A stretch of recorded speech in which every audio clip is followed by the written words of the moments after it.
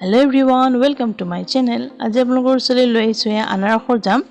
এতিয়া যেহেতু আনাৰসৰ বতৰত এইদৰে আনাৰসৰ জাম আপোনালোকে ঘৰতে বনাই খাব পাৰে আৰু বহুত বেছি বস্তু নালাগে ইয়াত বনাবলৈ। গতিকে এইদৰে বনাই চাব, খাবলৈ বহুত টেষ্টি হয়। তেনেহলে আহক আজি এই ভিডিওটো আৰম্ভ কৰো। আনাৰসৰ জাম বনাবলৈ মই লৈছো এটা আনাৰস আৰু বাকলিখিনি গুচাই ললো। এতিয়া এটো সৰু সৰুকে টুকুৰা কৰি লব লাগিব।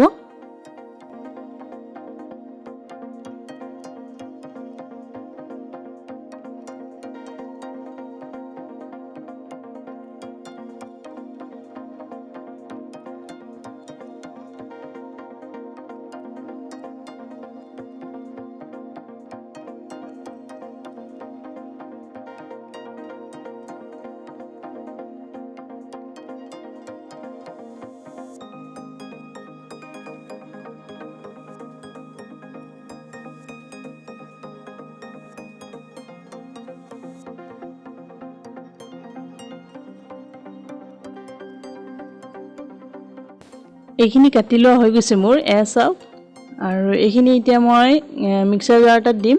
এইখিনি আমি গ্ৰাইন্ড কৰি ল'ব লাগিব, সেইভাবে মিক্সাৰ জাৰ এটা লৈ লৈছো আৰু ইয়াত অলপ অলপকৈ দি এইখিনি গ্ৰাইন্ড কৰি লম।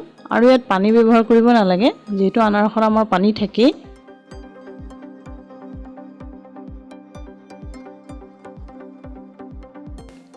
এয়া প্ৰথমখিনি হৈ গ'ল মোৰ। চাওক এইদৰে মিহিকে কৰি ল'ব আৰু এইখিনি এতিয়া মই চাকি লম, সেইভাবে মই এটা বাউল লৈ লৈছো আৰু এইখিনি চাকিবৰ বাবে চাকনি এখনো লৈ লৈছো আৰু এইখিনি এতিয়া চাকি লম।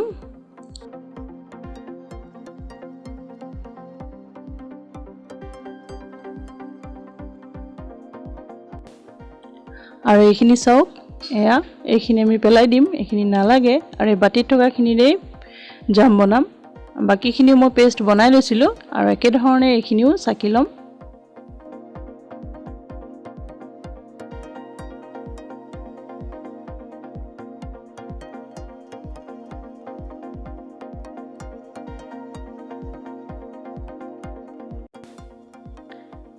এতিয়া বাটিত এইখিনি থাকিলে এইখিনি চাওক,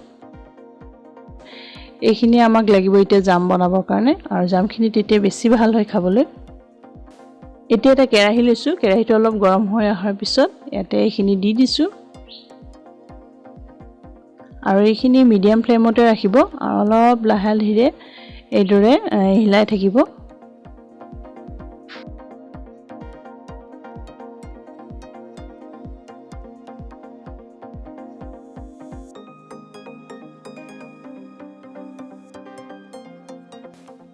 ইয়াৰ ওপৰত অলপ ফেন উঠি আহিছে কাৰণে মই ফেনখিনি এনেকৈ হাতা এখনেৰে কাঢ়ি দিছো।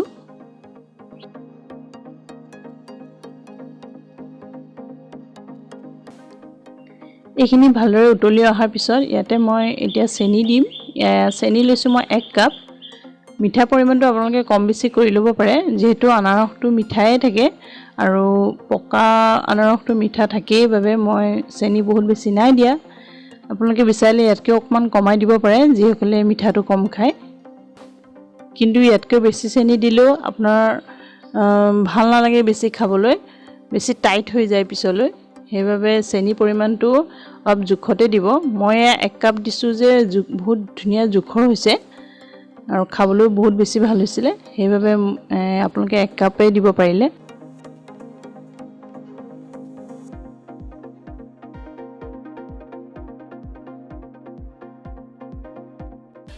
আৰু এই অলপ সময় পিছতে চাওকচোন এইখিনি কালাৰটো অলপ চেঞ্জ হ'বলৈ ধৰিছে আৰু অলপমান কমিও গৈছে।